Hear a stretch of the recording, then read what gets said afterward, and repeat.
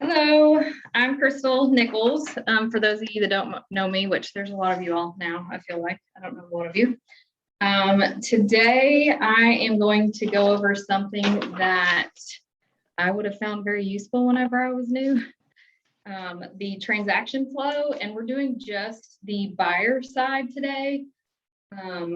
And I'm going to create the seller side as well. So if we want to do one on that, we can do that maybe next week or something.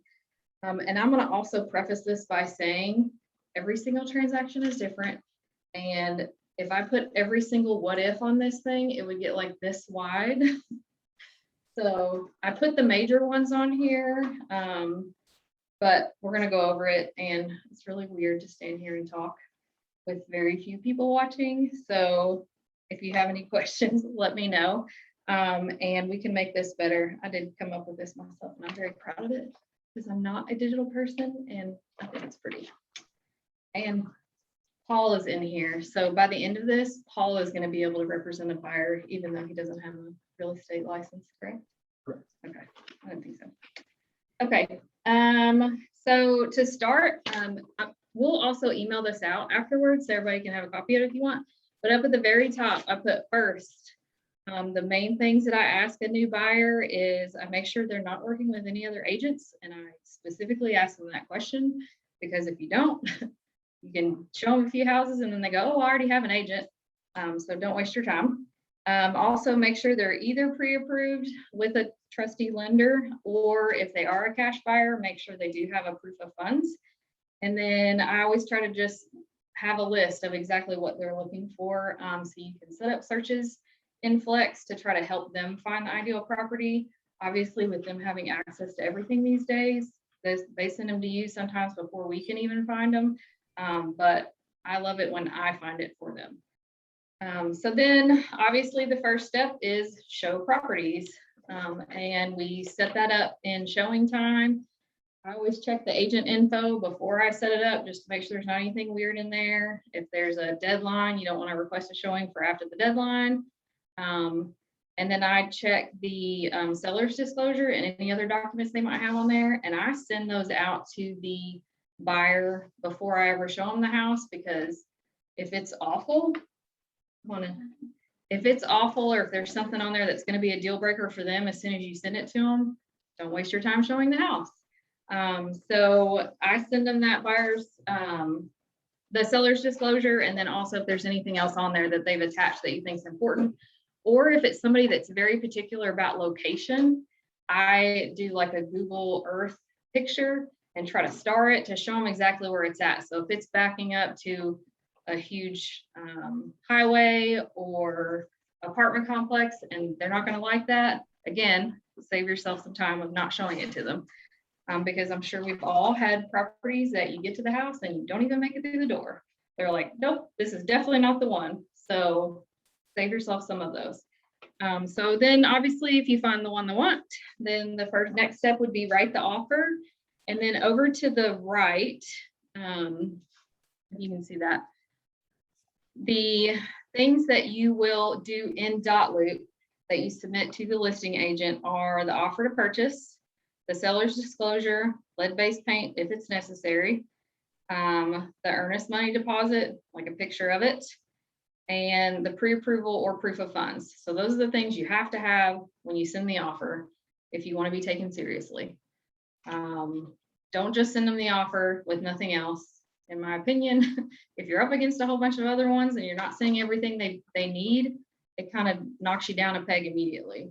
So just send them everything right from the beginning. And then the other docs that you'll need to submit in order to get paid to the office are the buyer agency, the exclusive buyer's rep, and then the consumer guide, and then fair housing, which is technically optional, but I add their signature on it and send it to them and sign it so everybody's on the same page.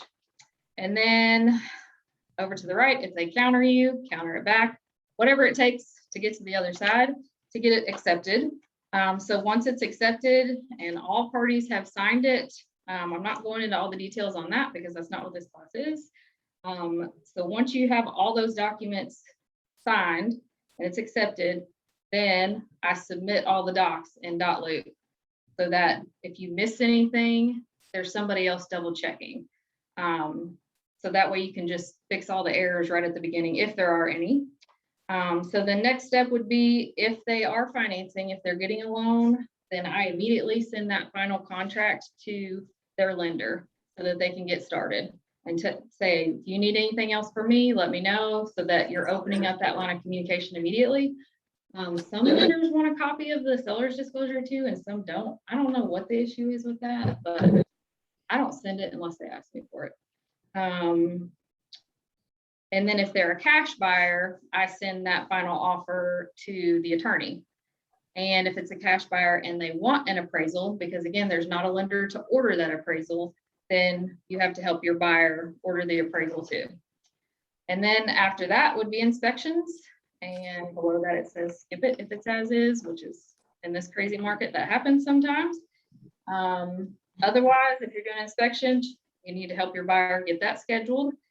And then within the deadline. So if you've ever done a transaction with me, will know that I like to get that stuff done immediately. So if you've got a 10, 12, 14 day inspection period, I try to get it done as quick as I can, especially because during that first home inspection, if something comes up that the inspector's like, I don't really inspect that, but I would have a professional look at it, you still have time that if your buyer wants to have somebody else come inspect it, you've got time to get that done too. So I try to get them done as soon as possible. Gives you more time to negotiate if anything comes up. So you'll send to the listing agent the inspection agreement. What is it called? That's not what it's called. What's it called? Inspection repair request or something like that. I send them that with any supporting pictures and documents. I do not send the whole inspection because I hate when people send those to me. I cut and paste the pictures from that report with what we're asking for, and I have everything numbered. So if we're asking for 6 things, I have them numbered 1 through 6, and then I go cut out those sections from the report, and I put them all on a document in order and numbered, and I email that to the listing agent as well, because that just helps cut out any confusion on exactly what we're asking for. And again, try to send that as early as you can, don't wait till the last minute, but definitely make sure you get it in before your deadline. And then negotiate. Obviously, do everything and anything you can to hold it together, but you are representing the buyer, so it's going to happen. There's going to be times it's going to fall apart. So that arrow up to the right says release it if you have to, but that's a big boo. We try not to do that. It sucks for everybody.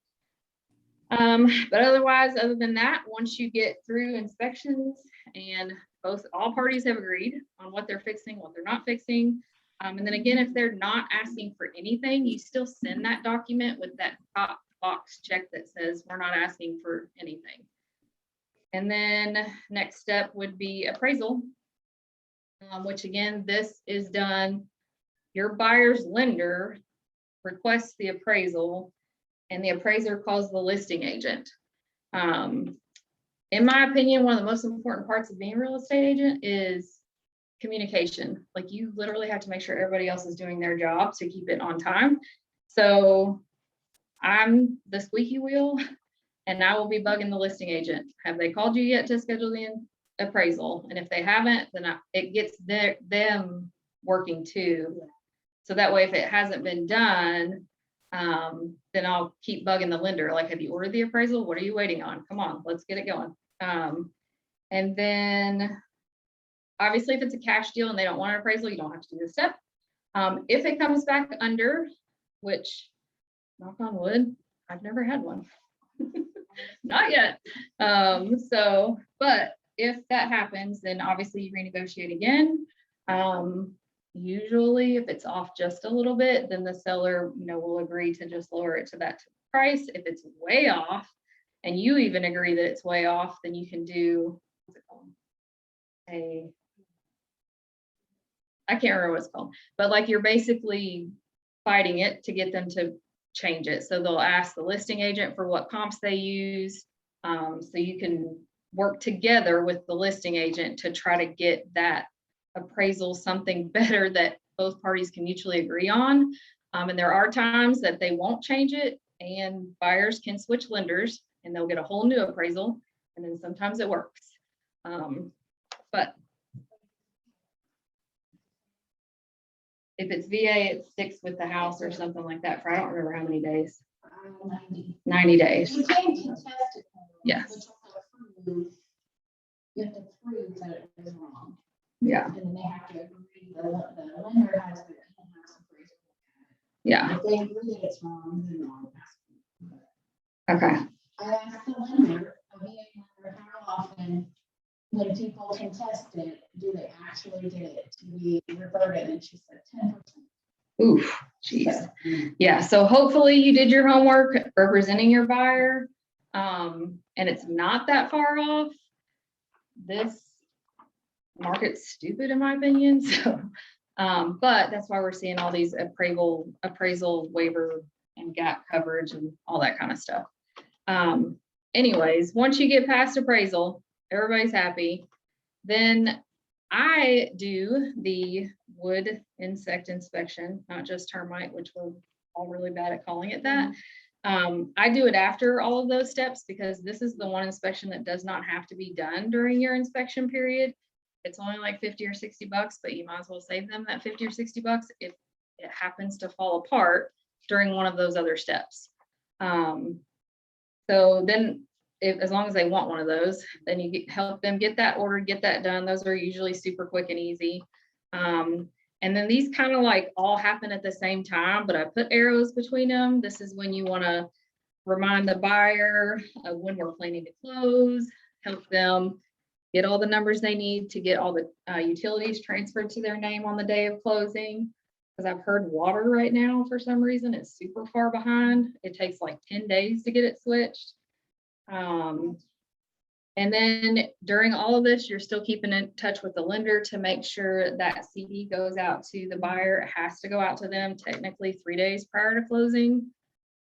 Again, I've seen that not happen either. So I don't know how they're getting around that rule or law, but once it's getting closer to the end, I start hounding the lender. Like, when is it coming? When is it coming? When is it coming?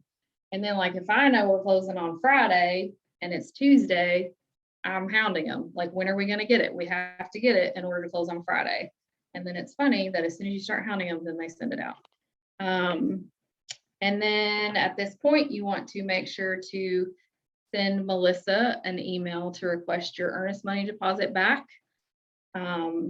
She's super fast and spoils us, but it's much nicer to give her like a 3-day notice so she's not rushing to print it for you.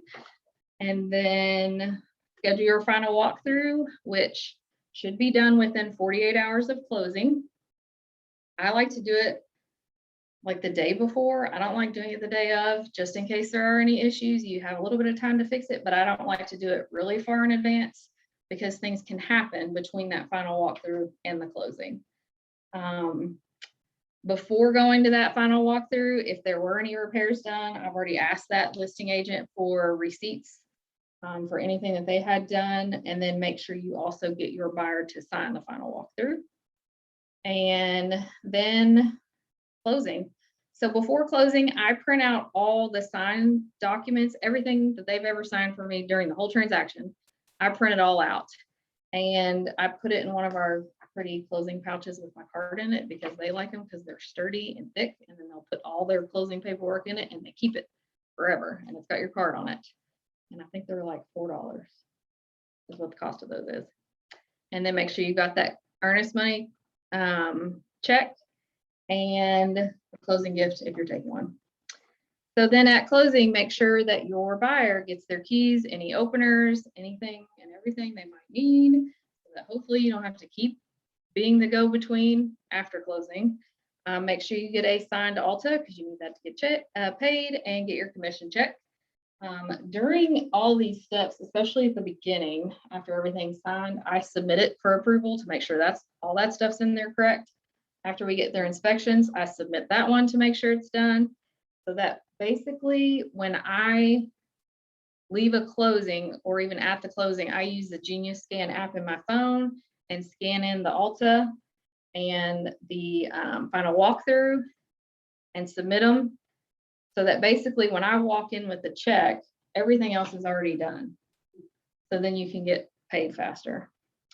But again, after the closing, you'll have to bring the check in here, make sure all your documents are in there. The only thing you should have left would be the Alta and the final walkthrough, and make sure you click submit and then get paid. And then make sure you don't like forget them for the rest of your life. That's why I added on their client for life. I don't know how many people do our client for life program. I do. I love it. For all of my buyers, I want to say it's like $150, but that includes, I think it's 6 months.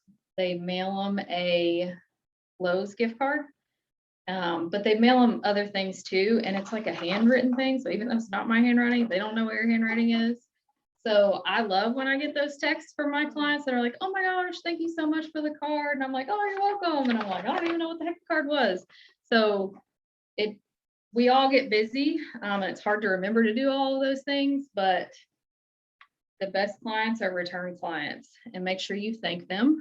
I always ask them, I tell them how important reviews are to me. I usually tell them like at the closing or right after the closing. Hopefully they're all happy that they're going to get something, an email to review me, and I really appreciate those.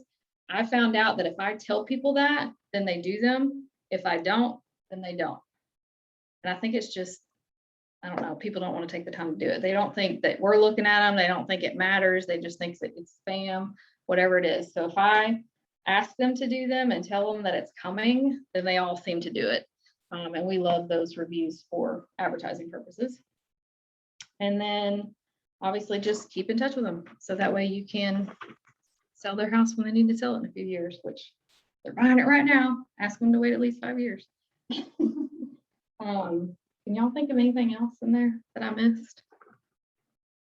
Went really fast, I feel like. Another thing, just something to add is, when you start an inside inspection, one positive thing or reason to do it towards the end, when you've already got your appraisal negotiation and inspection negotiation out of the way. And so it's not on the seller's mind. And so, if there is an issue that comes up, they have to fix it. Right. But it doesn't affect their decision what to fix in the regular inspection. Right. So I agree with that. So I like to do it closer towards the end. Yeah. I think that's Yeah. Yeah. Because in the event something does come up on that, a lot of times people don't realize that when people sign a listing agreement, they are agreeing to not only treat it, and they're agreeing to spend up to 1% of the sales price to treat it, and up to 1% of the sales price to fix any damage if there's any actual damage. So that way, more than likely, if there's damage and they're going to have to get all that fixed too, you're probably going to have to postpone your closing, but at least you're getting it done and fixed and corrected. But yeah, I agree with that. Otherwise, then they're going to try to rope it all in together. right. Well, they're thinking about it. Yeah.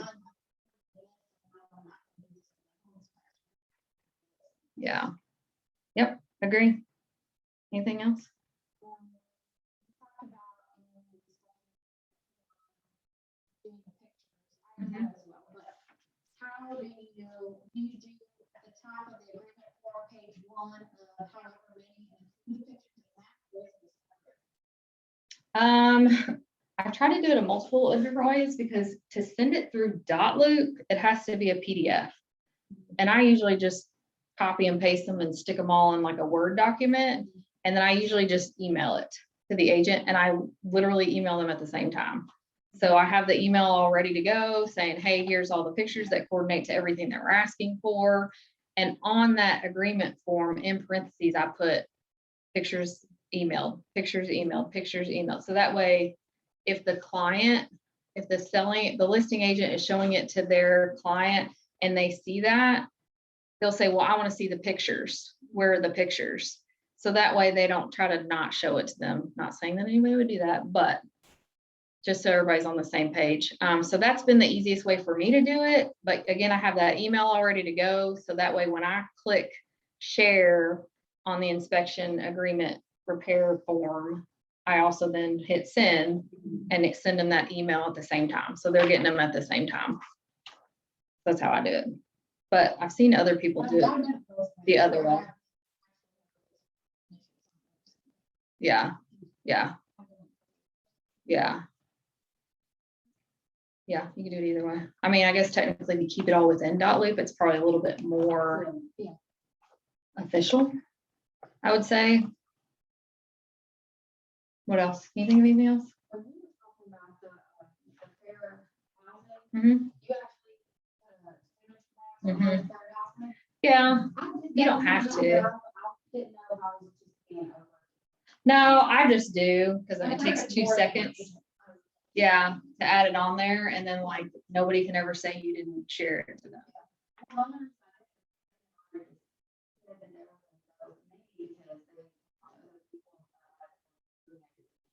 Yeah, definitely send it to those people.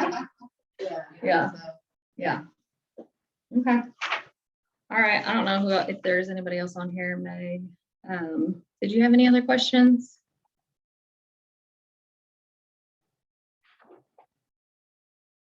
Chantel or Chantel? I don't know if I said it right. Oh, hello. Hello. I Did don't you have have any any questions? questions. No, Okay. ma'am, no questions. Did I raise my hand? I'm really new to technology in the sense of I know about everything, but actually utilizing them in my day-to-day and professional life, haven't had the opportunity. So if I raised my hand, I'm sorry. I'm trying to figure no, you everything out. Okay.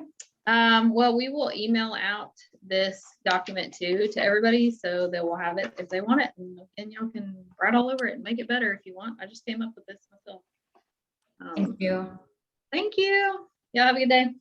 You did a great job. Thank you. Thanks, Paul. Bye.